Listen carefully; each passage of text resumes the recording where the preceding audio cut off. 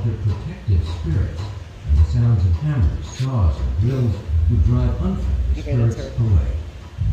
It's said that Sarah purposely designed this house with its stairs to the ceiling and doors to nowhere so as to confuse the spirits that went to do her harm. For 38 years, the sounds of hammering never stopped.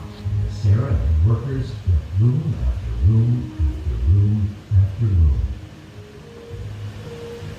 Now it's your turn to experience the unique features of this house. This person. Alright. Dark closet. Sarah outfitted her home with the most expensive stained glass doors, windows, and wallpaper that money could buy. They're lighting up behind me. This window right here is particularly special. We believe it was designed by Sarah herself. This features two of her favorite spiritualist elements, that spiderweb ladder, as well as the number 13. There are 13 of those blue and orange orbs there. And those are two motifs throughout the home. You'll see the spiderwebs and count the numbers 13 throughout the house with some spiderwebs up here. And then I'll point out some 13s so feel free to count along with me. So you can take pictures. We'll take a look at this photo over here. This is one of two known photos taken of Sarah on this estate. Sitting just outside those doors. You can see her feet don't exactly touch the bottom of the carriage, but she was a diminutive lady. She stood at 4'10". So if you're tall, it's going to be a little bit of a ducking process for you. Watch your head. We're going to take a staircase built specially for Sarah. It has 44 steps, makes 7 complete turns, runs 100 feet in length, but we only go up about 9 feet to the second floor. So watch your head, watch your step. If you can't watch those, watch your language. Let's go. Take a look at this paper here. I'm making it. Yeah. I'm doing it. I'll try and remember if I'm just calling. I had a big small head on my last tour. This is where Zach fell. Yeah, this is where Zach fell. That's your second one. Where he hit his head? Yep.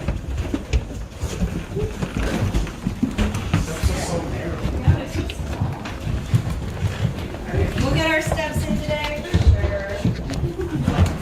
I'm keeping up. That's good.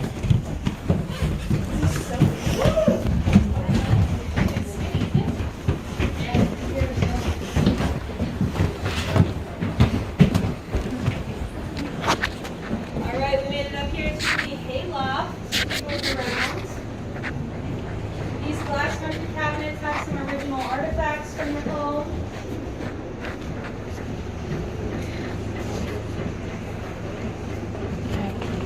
Take a picture over there. Sorry.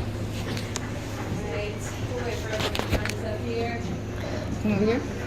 Oh, you go over here. I want to take a picture over here. Yeah. And then. They also we have axe throwing outside, so sometimes they're just shocking axes, so if you're really loud, bang from that corner. Yeah. Just axe. Alright, they're up here in the hayloft. How do people feel about those stairs? They are special. There was something over here that I was trying to map out. Sorry. For Sarah, later in her life, she suffered from severe arthritis. Here it is. Her feet more than a few inches off the Trying to ground. map itself out. But you can imagine she was still very independent, wanted to be able to get around on her own. Could you So she hold had that several of her staircases steady, please? removed and replaced with these easy risers, so that she could still get around her house on her own. We'll have a There mix it of is. easy risers It's up. and the regular stairs There, it's on up her there. tour today, 'cause she left a lot of the irregular staircases There he on the is. platform Oh, I herself. missed it. If you look at these glass fronted cabinets over here, we can see some of the original artifacts from the home. Did you get a picture? I almost got it. Once I got it. In this far left glass cabinet, there is a couple rolls of Lincrusta Walton wall covering. It's a very fancy wallpaper. It's textured. It's made of compressed wood pulp and laminated with linseed oil. It was very fashionable, but also very expensive. It cost about $1.75 per square foot for Sarah. I believe someone told me the inflation on that is like $46 per square foot. Something crazy like that. Just stop Very it. expensive. And then he left it in his will, quote, to my beloved wife, Sarah. So they were very much in love. She was pretty much mourning for the rest of her life. A couple years after William passed away, she was traveling, made her way out to the West Coast, and then on her way. Oh, Dana has a spirit on her butt. Wow, this is so pretty. No.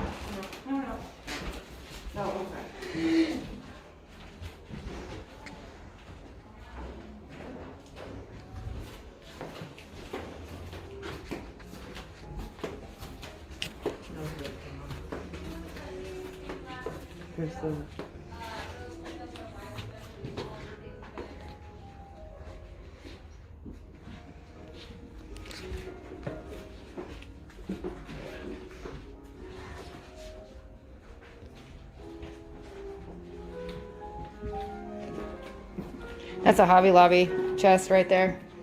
She goes, that's a Hobby Lobby chest.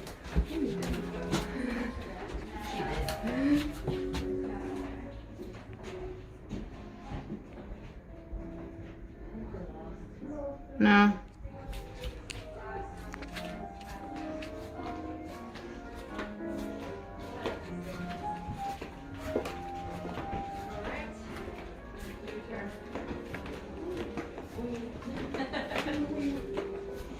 It died. I caught all I needed though. I do cool. All right, and we are coming to the Daisy bedroom. It's called the Daisy bedroom because of these stained glass windows over here. This bedroom is also special because we believe that this was where Sarah was during the 1906 earthquake. According to legend, she was sleeping peacefully in here the morning of April 18th, 1906, when at about 5:12 in the morning, she felt a violent shock.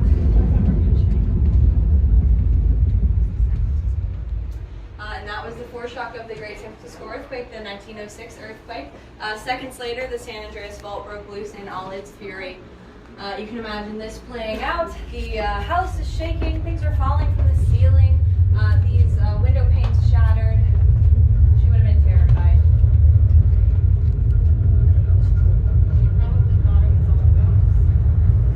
Possible. I mean, and especially because they're not used to like rattling cars and things at the time, so it would have been super jarring.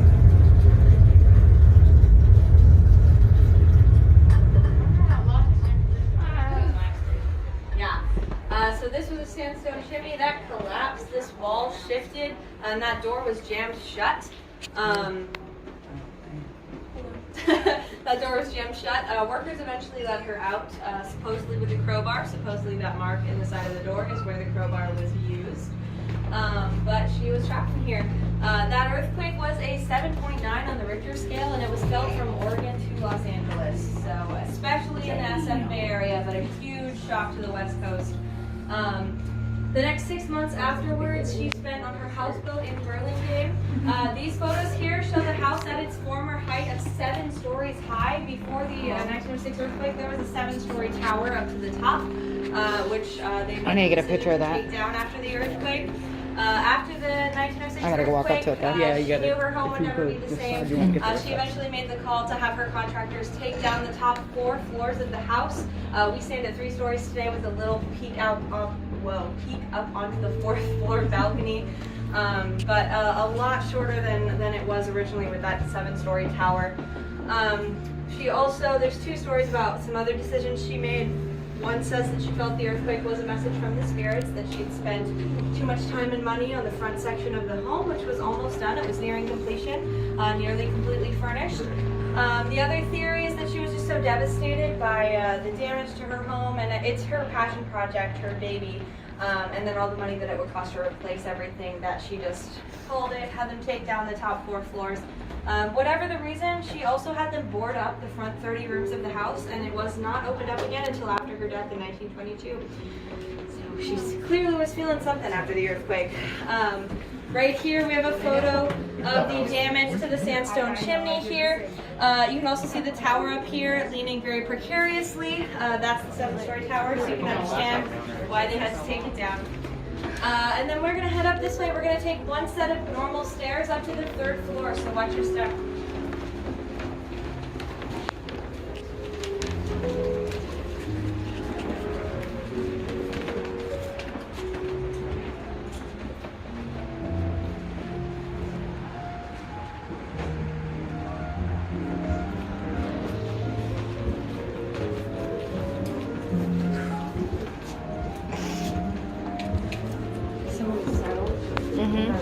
find her on the thing. It kind of started to sound like the beginning of the search. Nice. That's how the music was going. Fix me back.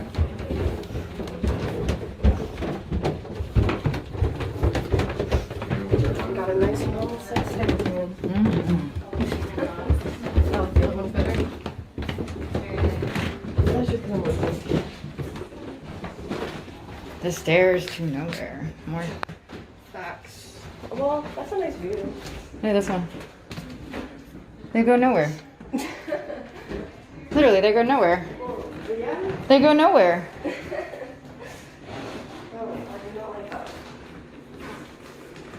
And we're on the third floor now. The third floor was mainly for staff and storage. So mainly single limited the property look like up here on the third floor. That is the housekeeper's office there. And then I mentioned those call buttons earlier. I have some here so I can show you how they work. If Sarah was anywhere in the house, needed assistance, needed someone to come meet her, whatever, she pressed one of these A buttons. door. And the bell up there would ring, letting the staff know where she was. The numbered cards would pop down to tell her exactly where she was. I have no idea where 12 is, but they would know where to go. And they would head right down this staircase that takes you back to the linen rooms right at the top of the 7-Eleven staircase. So they could easily get wherever they needed to meet her. And that's pretty much it for this room. It's a quick stop because it's so tiny. We're going to go around just a little bit. We have a couple big steps down. We'll pass restored workers room, and then on the left we'll see the skylight down into Marion's suite. And then we'll head up the worst set of easy risers in the house. There's a lot of them and they're really tiny, so try and take 2 or 3 at a time. You can see the outline of the original staircase that she took out on that staircase though, which is pretty cool. In any case, watch your step.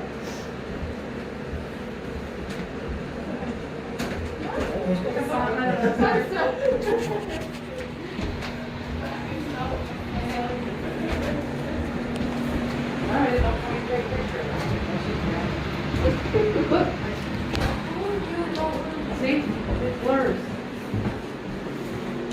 There you go. Oh, no, it blurs. What? Here, let me try it. This is here. It's like, staying out. That's kind of cool. I like the fact that it did break. I have to say, I tried so many times to get that thing. You got it, girl? You need a 100-year-old.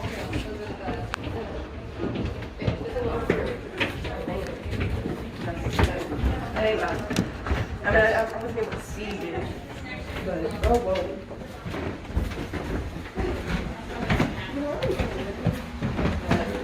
we know how much money you spent on the house? I do not have it Think about it. We could all be on like separate different houses and everything like that. And it'd be awesome. Yeah, we all knew we were in the houses. What? Right? She said take like 2 or 3. Yeah, 2 or 3 at a time if you can. It's a rough trek. And then we are up here on the 4th floor. This is the highest point on the house since 1906, since the earthquake. So Yeah, you can tell we're- This is as tall as it gets from now. We're cut off. And then you can look out these windows. Normally the balcony's open, but we're repainting and priming out there, so it's closed. But take a look out those windows. You can see the outbuildings on the property. All the outbuildings are original. So we have our greenhouse, garage, pump house, all that jazz. You can see out that way. And then she purchased the house, as I said, on 45 acres, bought out to 161. She mainly grew prunes, apricots, and walnuts. She had a fully functioning farm. By the end of her life, she was actually also turning a profit from her own dried fruit sales.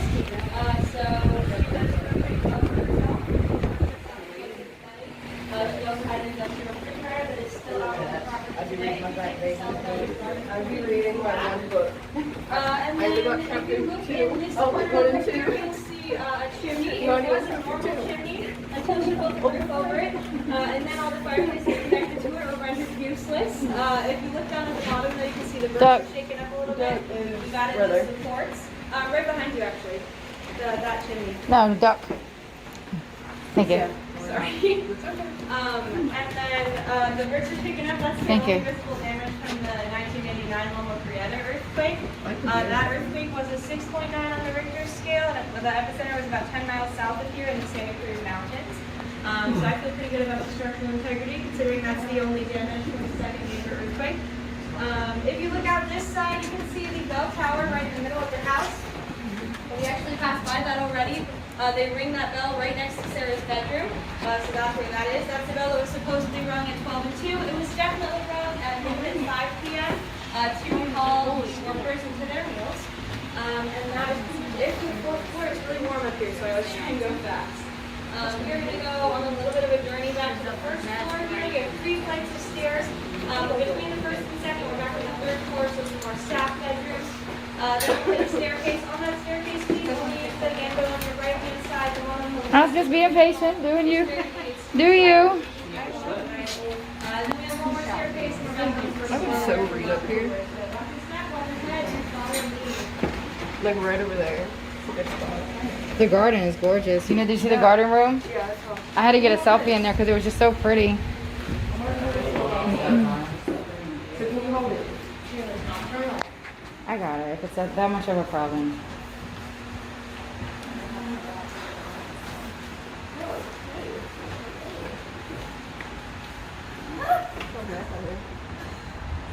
Smell in there? No. I can't smell nothing. Oh, good. Like, my nose is all messed up.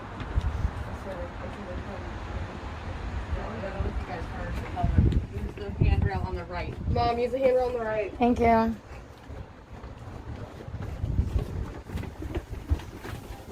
Oh my god, this woman was so short. I know, my hair's getting all messed up. But I just keep on hitting myself.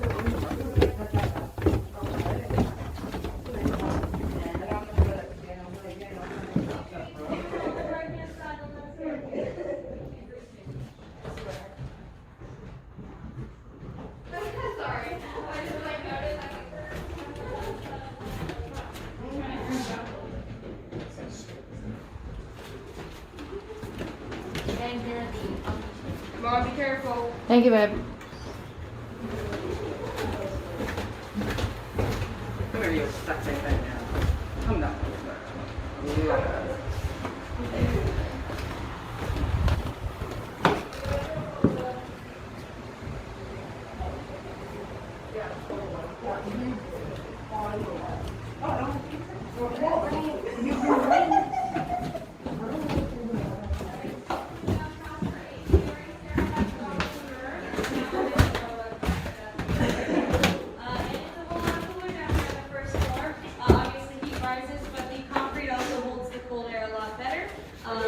I mentioned that window on the floor earlier. That was essentially a rudimentary AC system. So they would open that window in the floor. It would kind of suck the cold air up from the lower floor. They would also open the basement door to get the living room there, which we'll see a little bit later on. We're gonna see the basement? Maybe. Hell yeah. I am standing on the original back porch steps of the 8-room farmhouse. There's 8 rooms there somewhere behind me, but we don't know exactly which ones are original because she remodeled so extensively. If you want to get an idea of how far she expanded, though, you can look all the way down this hallway where that tour group is. Past that tour group, at the back of the carriage that we passed on the way in, is the back of the house today. So from here all the way back there, plus up, out, whew, lots of building.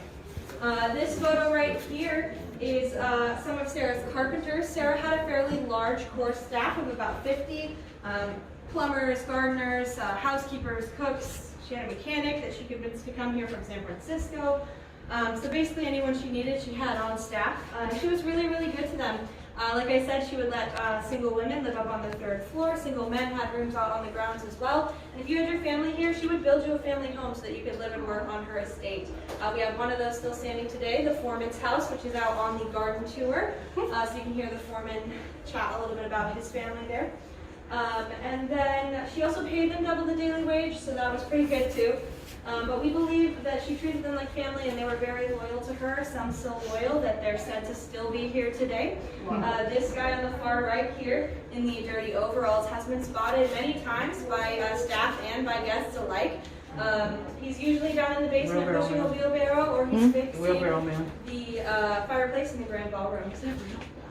Yes. I think he's okay. He's the only one who's Stuck there for all. He's just trying to do his job, so he won't bother us. We're going to head up into the laundry room. You can either follow me up the back porch steps, or you can take our last set of easy risers through that closet. Whichever way you choose, we should end up in the same place. I'm going down the closet. Closet. I'm in the closet. Wow.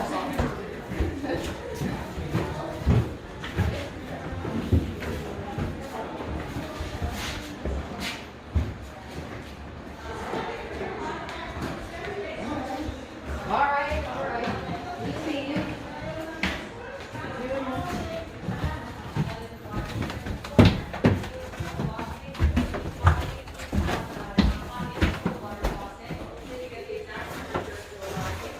They also almost all had that built-in washboard and soap dish into the porcelain in there. So it was an easy one-stop shop for Disney and laundry. And then they came and cleaned up to dry, they looked out of the way. And then they all had that wooden cover that folded down so they could stack, fold whatever they needed, iron. And then everything went back up the 7-Eleven suitcase to the living room or wherever it needed to go. And that's pretty much it for the laundry room. We're going to keep going this way. We'll pass some storage areas and stuff that was taken off of the house at one point or another.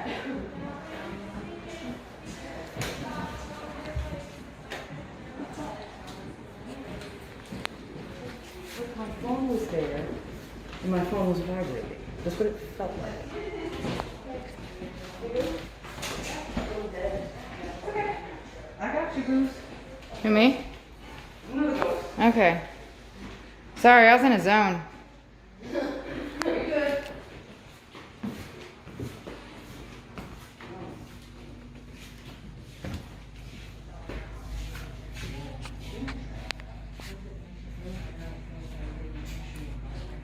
Well, that's kind of like you think I'm like a little weird, like, which is good. That's why I'm like, you know how your phone goes. How's your rainbow? I know.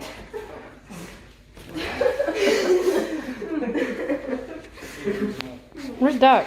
She went. Tell her to get back here. Small stuff.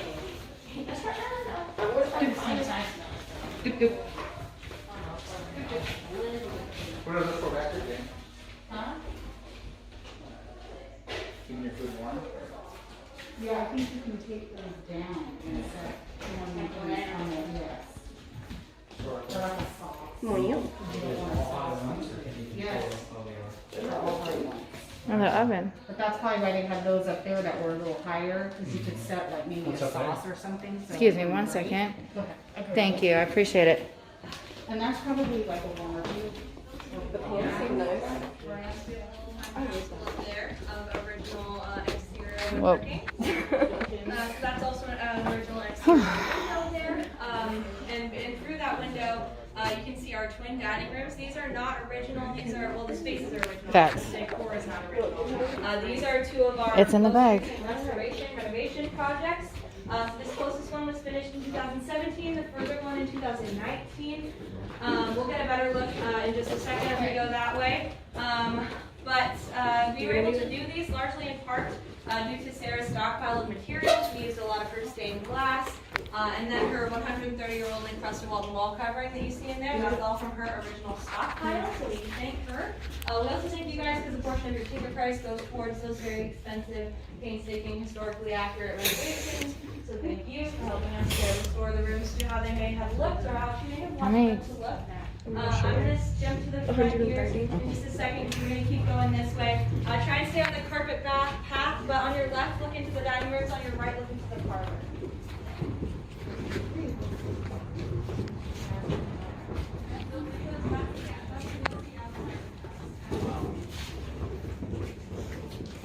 Remember when Ben? Remember this Ben cases right here? I'm gonna stay on the carpet thing. Okay.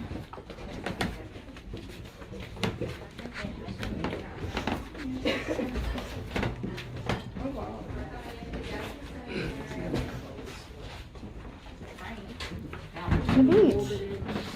I wonder if that's from the haunting of Secret Ben.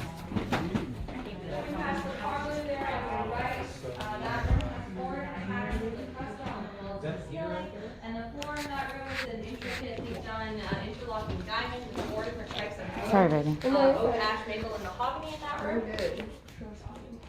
And then we're coming into the guest reception hall. This is where guests would have been received had she had very many, if any at all.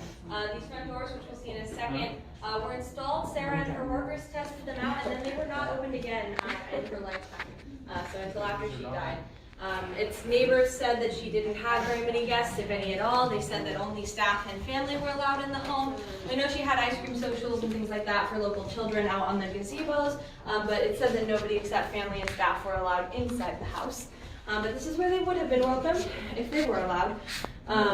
And you can see it's very Victorian formal down here. These windows, as well as the front doors and the windows in there.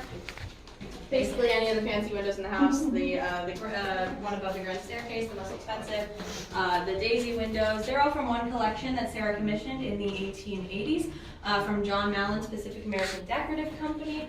They were a high quality art class firm at the time, comparable to Tiffany, won awards as far as Paris, but art class kind of died out as a trade, so every name besides Tiffany pretty much died out as well. But these are very high quality, these fleur-de-lis patterns, an homage to her French heritage. These doors are worth about $90,000 today. So take a look at those front doors, they're very expensive. And then we'll keep going this way, peek into the morning room, some gas lighting buttons and some more call buttons. Then we get another view of the twin diners here. You can see a photo of what this will look like before the renovation. And then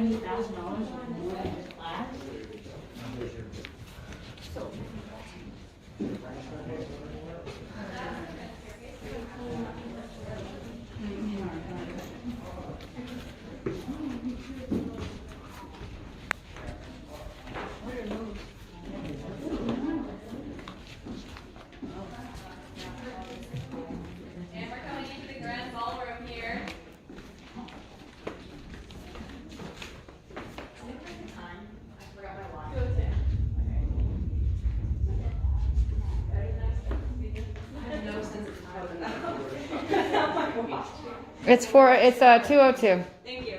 Let's just have our phones out because it looks like we're we're coming into the grand ballroom here. This is called the grand ballroom, less for its size, more for its price. This cost over $9,000. In Sarah's day, that was about 3.5 times the cost of a single family home. So this is about 3.5 houses worth of money in here. That chandelier was imported from Germany. It arrived with 12 gas lamps. Obviously, that's not enough for Sarah Winchester. She had a 13th one installed. There is a little weird one off the back there, and that is the 13th gas lamp that she installed on this chandelier. How many ceiling tiles? 13. There's 9. I pranked you. These surrounding 8, though, do have 13 smaller panels, so you got it right. When we look this way, we see the stained glass in here. These read, "Why unclasp the tables of their thoughts, and these same thoughts people this little world." Does anyone know what those mean? That's okay, because neither do we. All we know is that they came from two very different Shakespeare plays, Troilus and Cressida on the left and Richard II on the right. The people in that one on the right is more of a verb than a noun, Shakespeare. I don't know, who knows what he was thinking. And then we don't really know what they meant. If they had some sort of special meaning to Sarah, that unfortunately died with her, but they're beautiful mysteries that she left behind. This wooden decorative door over here has a metal fire door behind it. Behind that metal fire door is a double-doored safe. And so you can imagine people were very excited about what they might find in that safe after she passed away, an eccentric, wealthy woman. Jewels, witches, whatever, secrets. I'm sorry, But when they opened it, they found only 3 things. They found a lock of baby hair and the obituaries of her husband and her daughter. So disappointing for some, but very telling of who she was and what she held close. This organ over here, it is not original. Sarah did play the organ, but this one is from an organ donor. 13. Yeah, but that's not part of the tour. All right, It's a dome room. It's literally a room that's like a dome, and it's like, but it's not a part of our tour. It's more But for it the. is a fact. There It's is not there. like a movie Yeah, thing. We'll there's an just actual make something seance up. room. Yeah. It's hidden. Remember when she said that it clicked back that she was into number 13. Yeah, because 13. But it's in the house somewhere. It's just probably not part of the tour because I haven't seen the room I'm looking for yet. What are you looking for? The basement? It's the dome part. Probably. Do you think is it in the tour? I don't know. It's you can do it when you're on the haunted paranormal investigation. But I don't think it's. What is this? Whoa. An elevator, it looks like. Hello there. Or Gelso. Just saying. True. Where'd everybody go?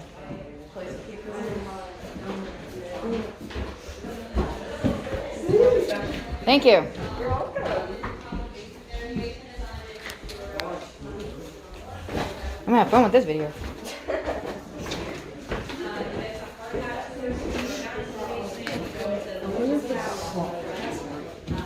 It's a big ass pantry. Me over here looking at real food.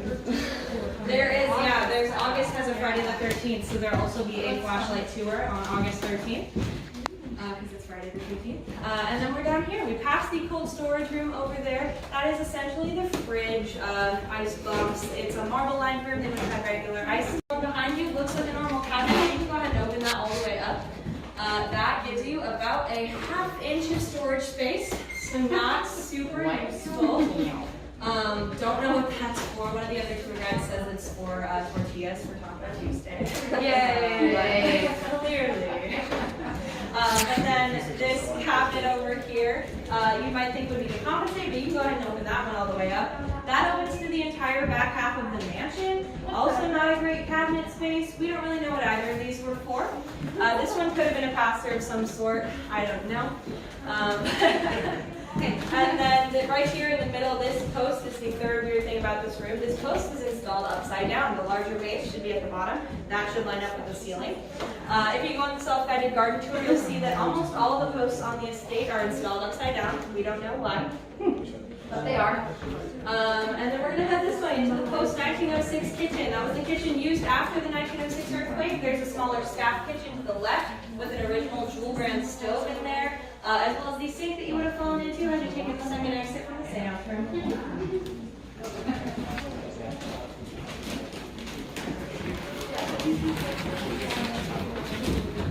The basement. The basement. Where are we going? That's where we're going, so. Okay. Watch this out.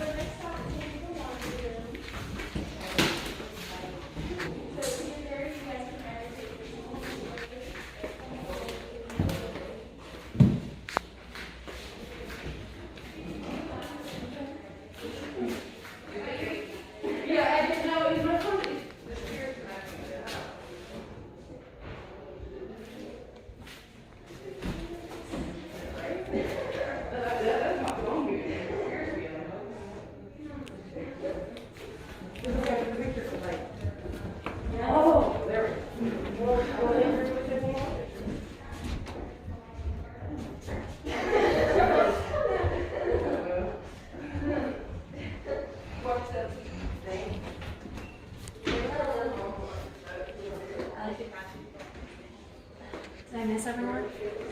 I'm coming, I'm coming. I think she probably snuck down here and just got out. No, there she is.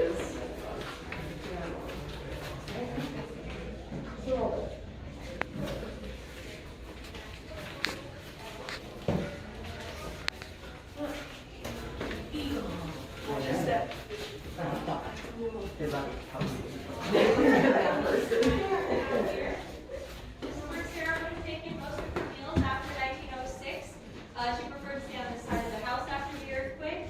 Food could easily be passed through those sliding doors, as well as the sliding pass-throughs in those cabinets, so they didn't have to do that whole walk around. But this is where she would eat. This is called the Nation Diner because it is Italian motifs, the low ornate ceilings, leaded glass in the cabinets, as well as the Italian marble on the fireplace over there. This room is also the last stop on our tour today. We've been through about 110 to 160 rooms currently in the house today, so good job. A long walk. We hope you enjoyed this glimpse into Sarah's life, her home, her motivations. There's a lot that we'll never know and questions that we'll always have, but we feel that with Sarah's kind, creative, and generous spirit, she would have loved having people come through for a little passion project, well not little, her passion project, appreciate her design, appreciate her quirks, so thank you for coming.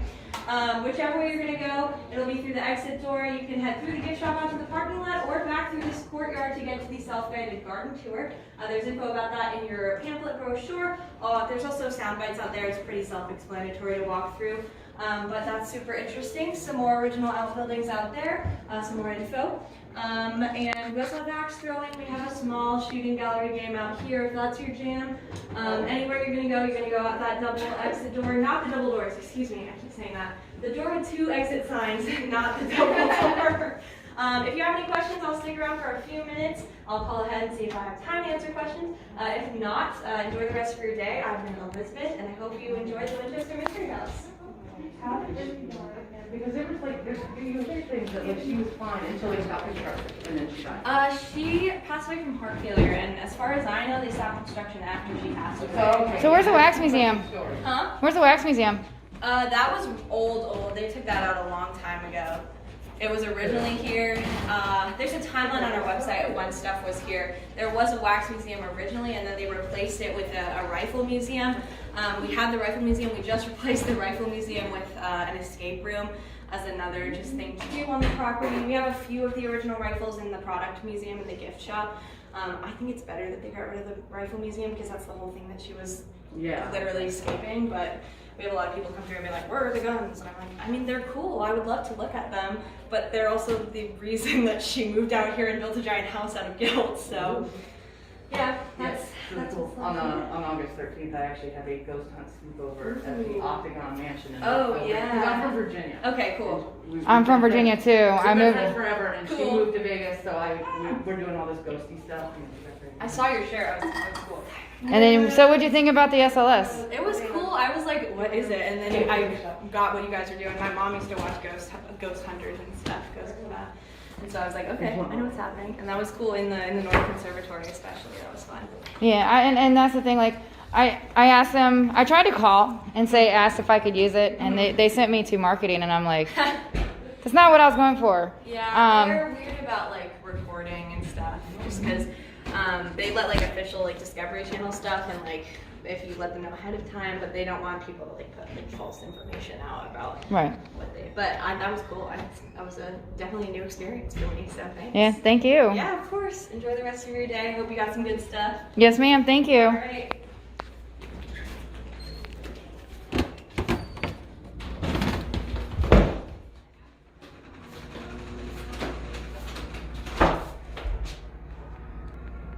Alright guys, so I am at the Winchester house. We just did the tour.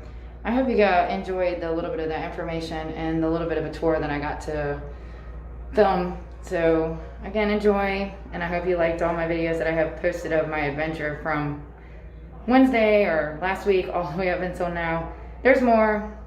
I've got stuff in the works, doing it as I go. Thanks for watching, like and subscribe, bye.